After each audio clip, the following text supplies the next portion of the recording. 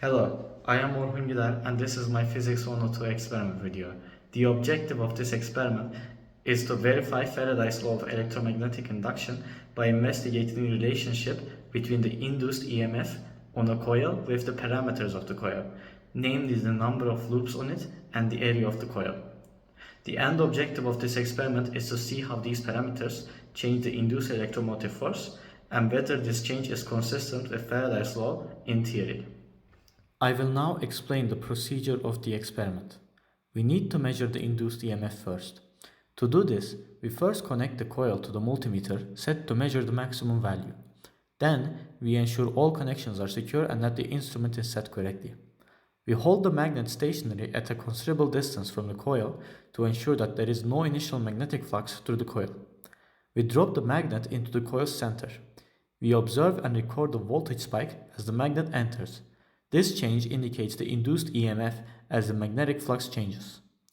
We repeat the dropping and removal process several times, varying the coil used but keeping the drop height at a stable distance, and use the same magnet to ensure that the magnet does not interfere with our results.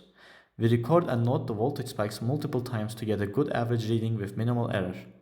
After we are through with all of the data connection, we move on to data analysis, where we see if the induced EMF really is proportional to the loop count and the area of the coil. From the testing done with the procedure explained and shown, these are the average induced EMF values for the two coils from the 20 drops. After we calculate the areas of the coils with the simple formula pi r squared, we find that N times A value for the first coil is 5.76 and 2.2 for the second coil. Using these values and the average induced EMF, we found our error rate to be around 2.75%.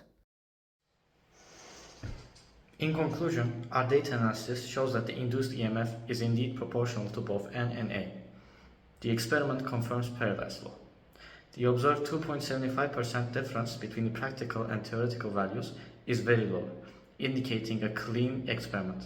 I think that this experiment was a success. Thanks for watching.